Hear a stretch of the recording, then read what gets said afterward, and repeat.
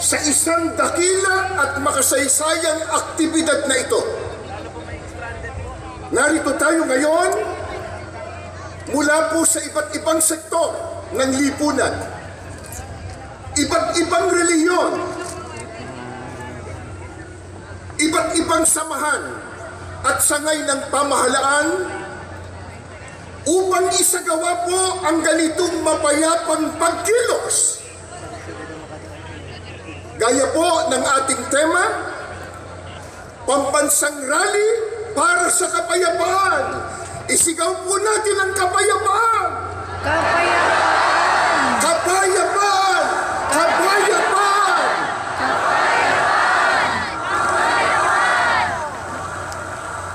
Maliwanag po sa atin na isang aral ng Diyos na nakasulat po sa Biblia na dapat tayong magpasakop sa kapangyarihan o pamahalaan ng bayan, na yan po ang katangian at sinusunod ng mga kaalib sa Iglesia ni Cristo.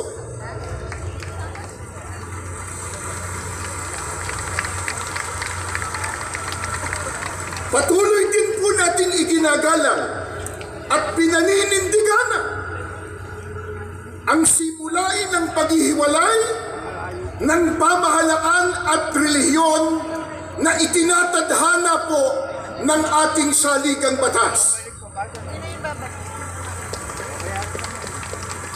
Dahil dito, ang ating mapayapang pagkilos na ito ay wala pong bahid na anumang politika.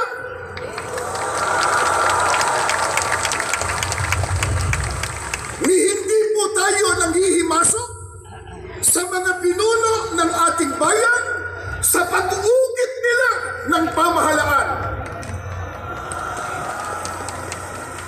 Hindi po natin nais makialam sa pagpapatakbo ng pamahalaan ng ating bansa.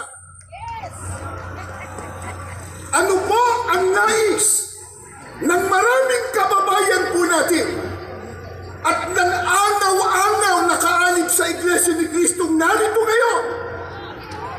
Ang nais po natin, ang maliit na tinig na ngayon ay pinagsasama-sama natin sa ating rally, mapakinggan naman ng pamahalaan.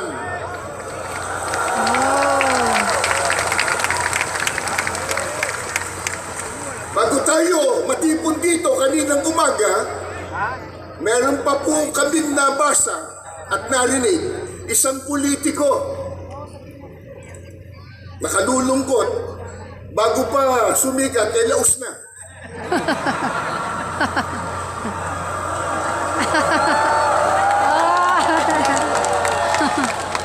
Nang makita po ang milyong ito, milyong-milyon, na dami ng tao, abay sinabi niya kanina, kahit marami yan, minorya pa rin sila.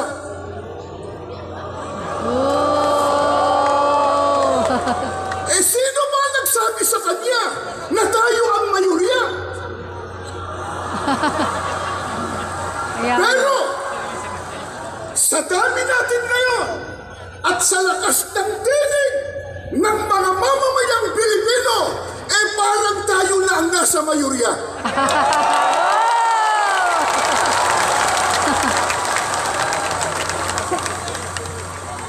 Ang totoo, na ito sana ay maunawaan at maintindihan ng marami, lalo na ng mga namumuno sa ating bansa, na itong ginagawa po natin, mga mahal naming kababayan, sa pamumuna ng Iglesia ni Cristo, ay pagtulong natin sa pamahalaan.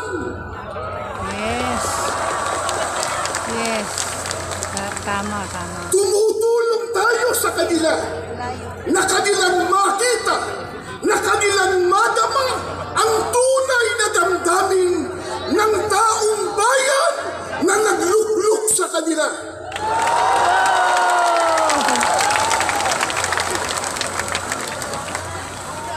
Mula pa kanina, sa mga naunang nagsalita, at maging sa mga video presentation ay ipinakita na po kung gaano katindi at karami ang problemang dinaranas ng ating bansang Pilipinas. Ngayon po ang dapat na unahin na asikasuhin at bigyan ng solusyon ng mga naluklok sa tungkulin o namumuno sa ating bansa.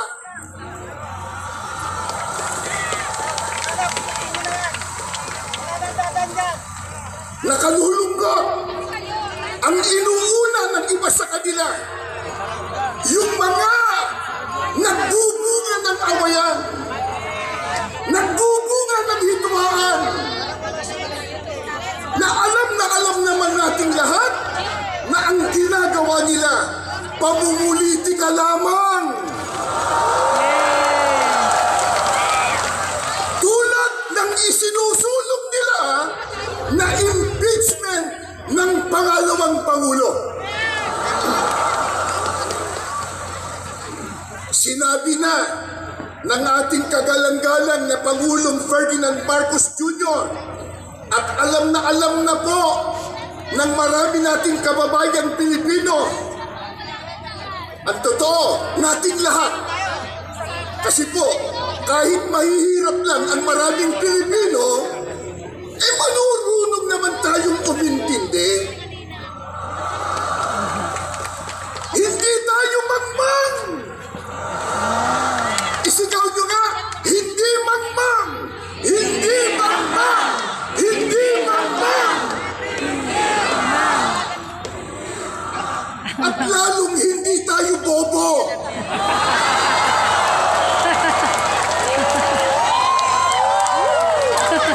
Hindi bobo!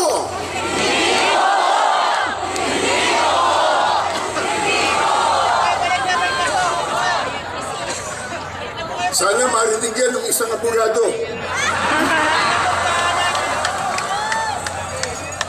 Naintindihan po natin, naunawaan po natin na yung sinabi ng Pangulong Ferdinand Marcos Jr. ay tama.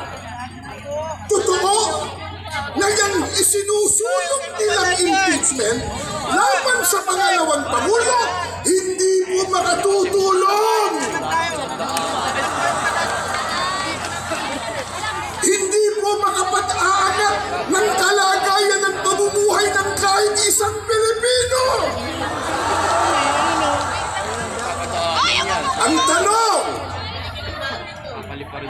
yan ba naintindihan ng mga mambabatas? Naintindihan?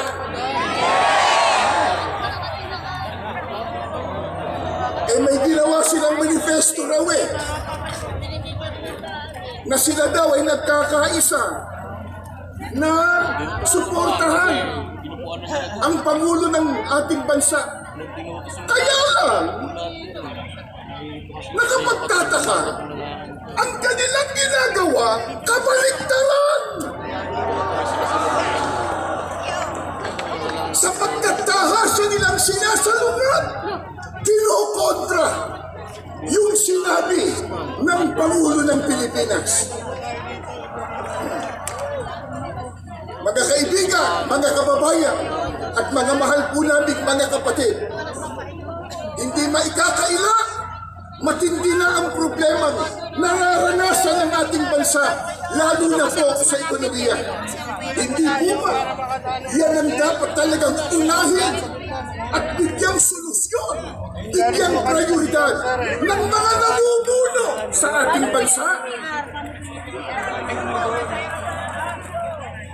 Gaya ng nabanggit natin, nakalulungkot po sapagkat hindi yan ang nakikita natin ginagawa ng iba sa kanila. Ang ginagawa ng iba ay nagpapalubha sa problema pangkabuhayan ng Pilipino. Ang magbigat pa, yung ginagawa nila, nagtutulot ng bahabahagi, nagtutulot ng kaguluhan, hitwaan at pagtatalo.